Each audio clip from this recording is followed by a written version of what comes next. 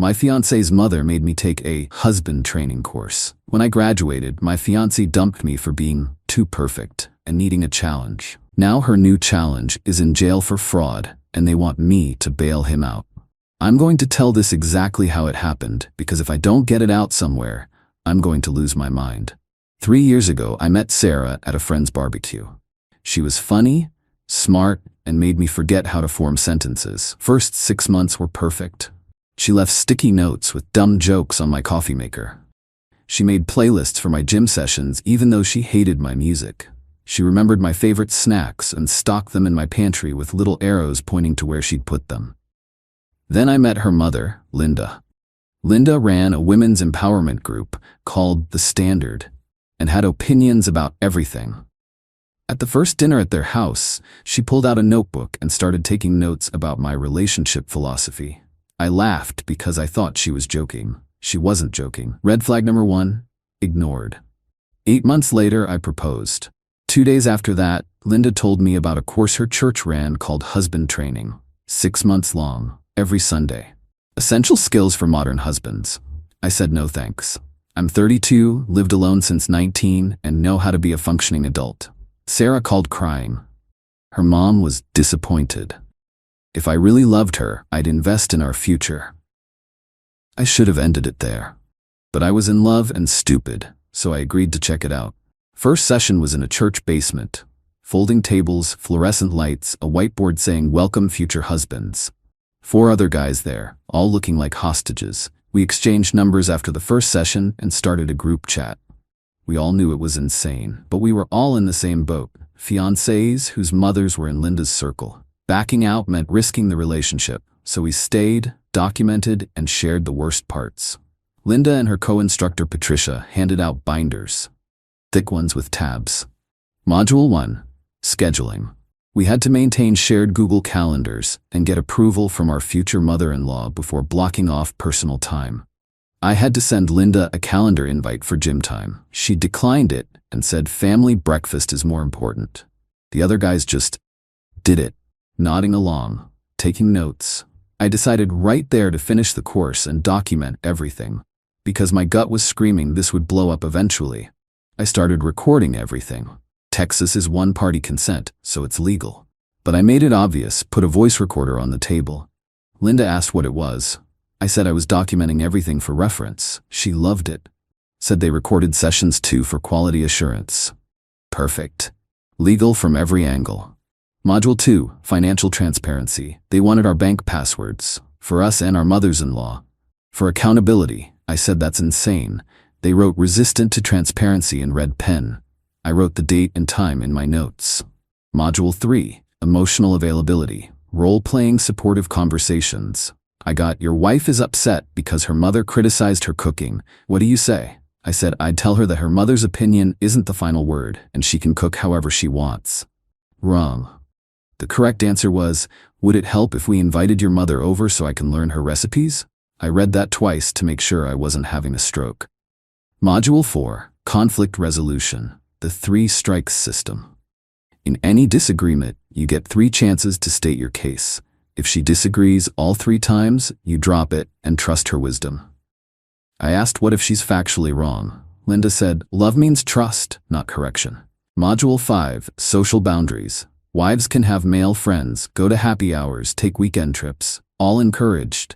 But when I asked if husbands get the same, Patricia laughed. That's different. Women need support systems. Men need to provide stability. I wrote that down word for word. Meanwhile, something else had been happening. Around Module 3, Sarah started mentioning a new friend from tennis, Derek. By Module 4, she was going to networking events on weeknights, coming home talking about mindset and growth. I didn't think much of it at the time. I was focused on getting through the course. Module 6, Final Assessment. Plan a mock anniversary weekend with mother-in-law approval for dates, budget, activities, everything. I did it perfectly. 10-page binder, color-coded itineraries, backup plans. Linda held it up like Simba. This is a husband who gets it. I smiled and made a note of the date. 2 weeks later, graduation day arrived. Country club ballroom. Families, cupcakes, slideshow of stock photos showing men smiling while doing chores. Each guy gave a speech thanking Linda for making them better. My turn. Thank you, Linda and Patricia. This course definitely taught me a lot. It taught me what conditional love looks like, what manipulation disguised as standards sounds like, and that I'd rather be single than spend my life asking permission from my wife's mother to go to the gym. Dead silence. I recorded every single session, every ridiculous rule, every double standard, every time you told us that healthy relationships mean wives get freedom and husbands get supervision, legally, with everyone's knowledge and consent. I held up the certificate for everyone to see. Then I ripped it in half, then in half again. I walked to the trash can by the cupcake table and dropped all 4 pieces in. Sarah, I love you, but I'm not doing this. If you want a partner, call me. If you want a puppet your mom can control, find someone else. I walked out. Next morning, Sarah texted, "We need to talk." Coffee shop that afternoon. She looked wrecked. "That was humiliating," she said.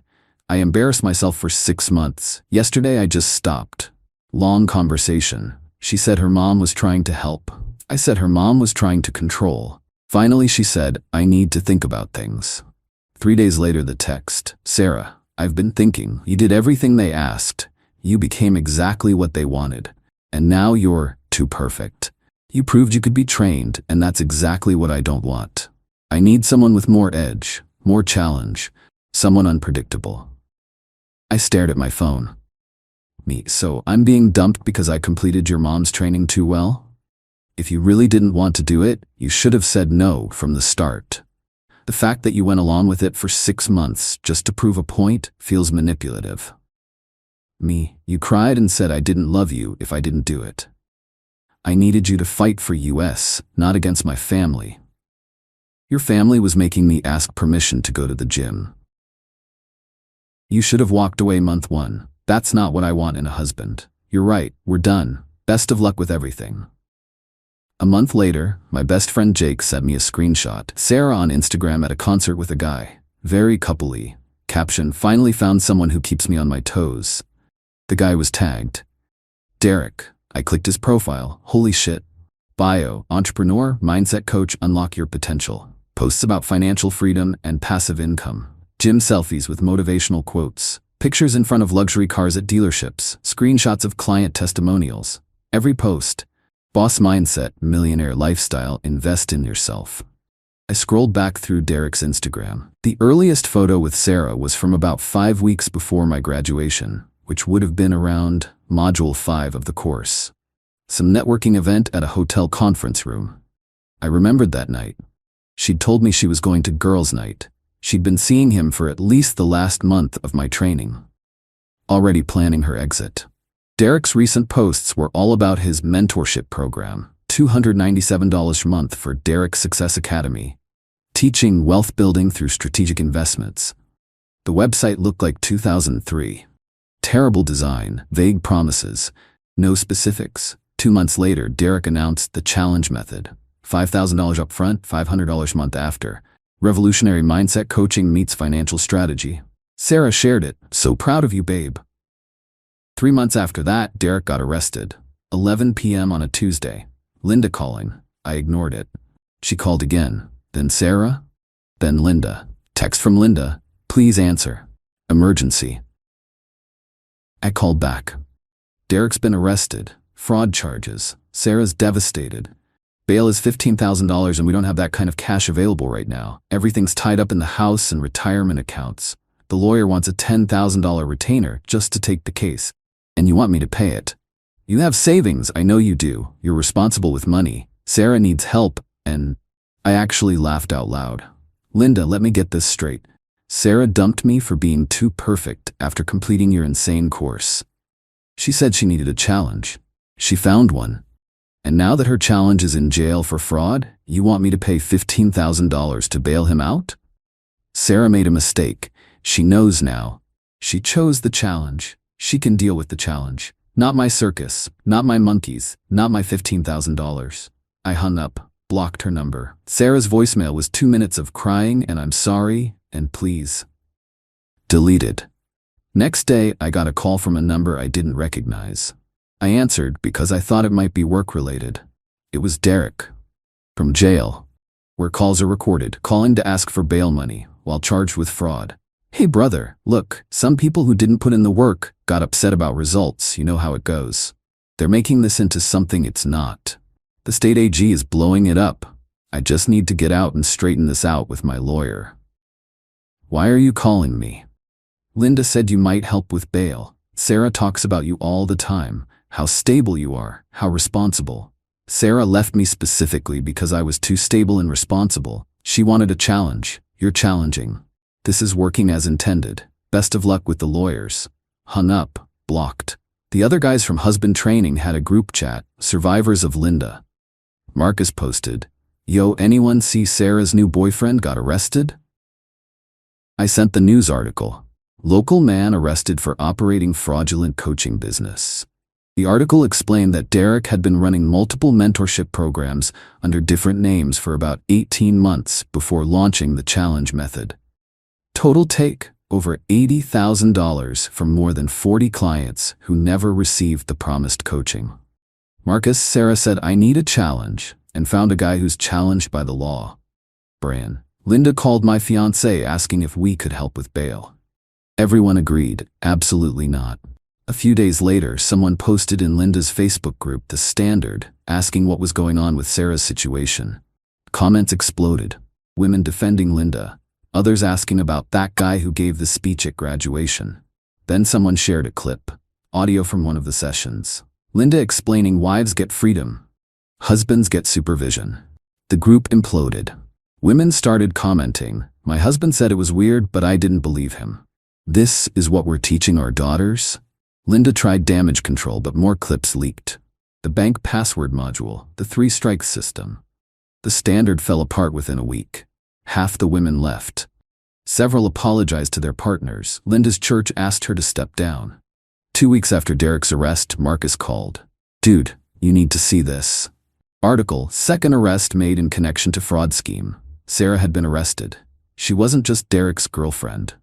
She was his business partner, managing the website, processing payments, recruiting victims from her mom's group. The DA's statement said Sarah had recruited at least 8 victims from her mother's social circle, using her trusted daughter of Linda status to get them to invest. According to prosecutors, both defendants worked together to defraud victims. This was a coordinated scheme. All those posts about starting her business journey, she was running a fraud operation. Linda called from a different number. "Did you know Sarah was involved?" "No. I found out from the news." Both arrested. Bail is $15,000 for Derek and $20,000 for Sarah. "I don't know what to do. Linda, I can't help you. If you just stayed together, this never would have happened." "Are you seriously blaming me for Sarah committing fraud?" She's 29 years old. According to the DA, she was an active participant. She recruited victims. She knew exactly what she was doing. Silence. Then quietly, "This is all my fault. The course, I pushed her to find someone exciting. I told her you were too safe. I'm sorry you're going through this, but I can't fix it. Sarah needs to face the consequences. Please, just the bail, I'll sell the house." No. Hung up. Over the next year and a half, Derek took a plea deal after about 8 months. 3 years in prison, restitution to victims, 5 years probation. Sarah refused the plea, claimed she didn't know it was fraud, that Derek manipulated her. The prosecution had emails, financial records, texts where Sarah discussed how to handle complaints and how to keep stringing clients along. Trial lasted 3 weeks. Jury deliberated 4 hours. Guilty. 2 years in prison plus restitution and probation. Linda sold her house to pay for Sarah's defense and start paying victim restitution. The Standard disbanded. Husband training course dead. About a year after Sarah's sentencing, she sent a letter from prison. Short version. "I was awful to you. I let my mom control everything. I dumped you for the dumbest reason. Then I became a con artist. I understand now what I threw away. I'm sorry." Didn't respond. Linda sent a letter too. 8 pages, apologizing, real apology. Said therapy made her realize the Standard was about control, not empowerment. That she'd projected her own failed marriage onto everyone. "You were right about everything." Didn't respond to that either. But I kept the letter. I stayed single for about 6 months after Sarah's sentencing. Therapy. Figured out what I actually wanted. Processed everything. Then, I met Rachel at a bookstore. She couldn't reach a top-shelf book. I grabbed it for her. My hero, she said, dripping sarcasm. Instant love. We've been together for over a year now. Easiest relationship of my life. Her mom lives in another state and minds her own business. Rachel thinks the whole husband training story is insane, and your ex's mom ran a cult. We're moving in together next month. I still have all the recordings, backed up 3 places. Not planning to use them. Just a reminder that I'm not crazy, that my boundaries were reasonable. About 6 months ago, a victim's attorney contacted me, asked if I give a deposition about Linda's course. Several fraud victims had been in Linda's group. Attorney wanted to establish a pattern of manipulation. I provided time-stamped recordings of the key modules, the same recordings I'd made with everyone's knowledge and consent back during the course. The attorney said Linda's guilt-tripping and gaslighting tactics were the same methods Derek used in his scam. The civil case settled. Can't share numbers due to NDA, but Linda's paying restitution to victims for a very long time. And the settlement includes a clause: Linda can never run any relationship counseling or coaching program again. Ever. In writing. Legally dead. The attorney thanked me, said most people would have deleted everything and moved on. I told her I learned in Module 2 that documentation matters. The guys from husband training are all doing great. Marcus got married last year. His mother-in-law sat in the audience like a normal person. David's engaged to someone who thinks husband training is psychotic. Kevin and his wife went to real couples therapy, and they're expecting their first kid. Brian got married at a courthouse with 4 friends and 0 family drama. Sarah is currently serving her sentence. She'll be eligible for early release in about 6 months. Derek got out 4 months ago on good behavior. He's in a halfway house doing his probation. His social media is gone. The challenge method is dead.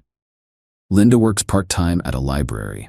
She pays victim restitution monthly. No groups. No programs.